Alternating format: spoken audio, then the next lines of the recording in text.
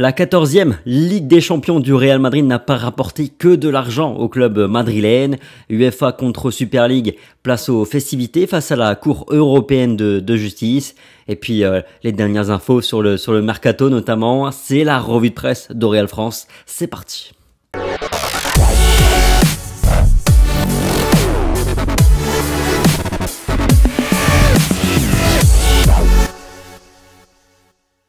Bonjour à tous, j'espère que vous allez bien après cette petite semaine de faible activité. On se retrouve aujourd'hui pour une revue de presse et comme chaque jour, on commence par les unes des quotidiens Marca et AS. Du côté de Marca, voyage vers un football inconnu, titre le quotidien madrilène qui indique que la peur de se blesser avant la Coupe du Monde pour de nombreux joueurs va affecter leur rendement. Et puis pour ceux qui vont jouer le plus avec leur sélection notamment, qui vont jouer la Coupe du Monde, la deuxième partie de saison pourrait être très compliquée. Rudiger, 10e allemand de l'histoire du Real Madrid, titre aussi le quotidien madrilène. Du côté de AS à présent, Novak Djokovic et son succès à Wimbledon hier ce dimanche, ainsi qu'un tout petit encart juste ici pour le Real Madrid, la 14e revitalise la marque Madrid. La 14e est rentable dans les colonnes de AS aujourd'hui, car oui, si le club madrilène a remporté un joli pactole en allant au bout de cette édition de la Ligue des Champions, 120 millions d'euros en plus au total dans les caisses à peu près. Les succès attirent aussi plus de visibilité, plus de fans sur les réseaux sociaux et de fait de supporters. D'après AS, le Real a gagné 3,1 millions d'abonnés sur les réseaux sociaux grâce à sa victoire en Ligue des Champions entre Facebook, Twitter, Instagram, YouTube et TikTok. C'est le club le plus suivi au monde sur les réseaux sociaux. 331,2 millions d'abonnés au total avec une avance de 7,1 millions d'abonnés sur le Barça qui est deuxième. Ensuite, c'est le grand écart avec les autres clubs. Tous les autres clubs sont sous les 200 millions d'abonnés. Manchester United étant le meilleur, le leader des autres avec 192 millions d'abonnés.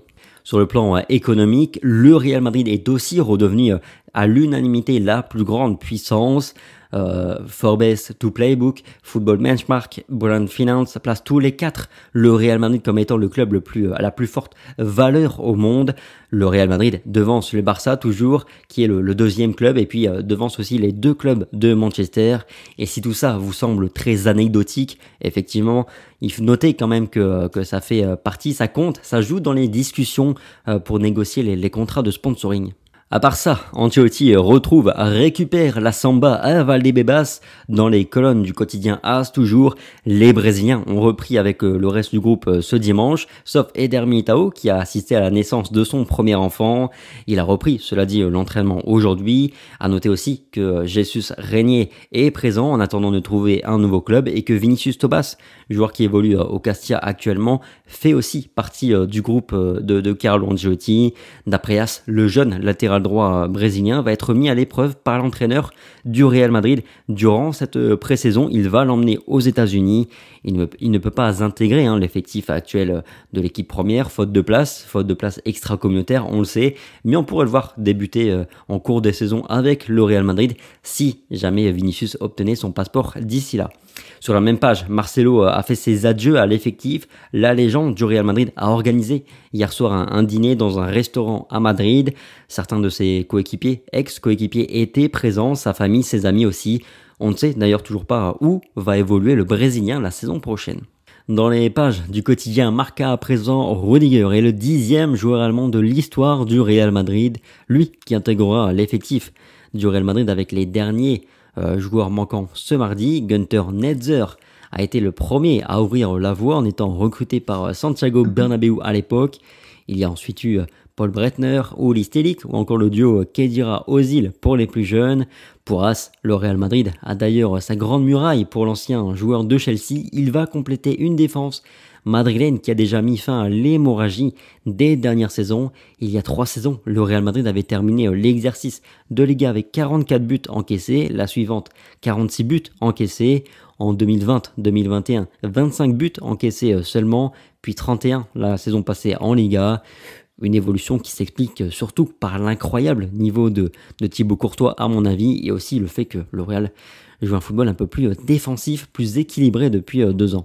À part ça, l'UEFA et la Super League se rencontrent au Luxembourg. Aujourd'hui et demain, la Cour européenne va enfin ouvrir ce dossier très très brûlant. L'objectif est de déterminer si oui ou non l'UEFA a abusé de sa position dominante et donc de déterminer si oui ou non les clubs peuvent créer une compétition annexe, une nouvelle compétition sans l'instance dirigeante. Selon Marca, on est toutefois pas au bout du feuilleton puisque la décision définitive n'interviendra pas avant début 2023. Un point mercato pour terminer, et il ne s'est vraiment pas passé grand chose depuis la semaine passée. Toujours pas d'offre concrète pour Ceballos ni Marco Asensio. Mariano est parti également pour rester et honorer sa dernière année de contrat avec le Real Madrid, tout comme Lunin. Mais ça, on l'avait déjà évoqué. D'ailleurs, petite question à ce sujet aujourd'hui, ce sera la question du jour. Voyez-vous d'un bon œil le fait que André Lunin va continuer à Madrid et rester la doublure de Thibaut Courtois? Ou est-ce que vous auriez préféré un profil un peu plus âgé, un gardien davantage avec d'expérience pour envoyer Lunin ailleurs, gagner du temps de jeu et de l'expérience? Dites-moi un petit peu dans les commentaires et puis on en reparle demain. Voilà, c'est tout pour la revue de presse du jour de Real France. Merci pour votre fidélité, pour ce petit retour, le petit like, le petit partage, le petit commentaire. Ça fait toujours très plaisir. D'ici là, prenez soin de vous comme toujours et puis on se dit à demain. Allez, ciao.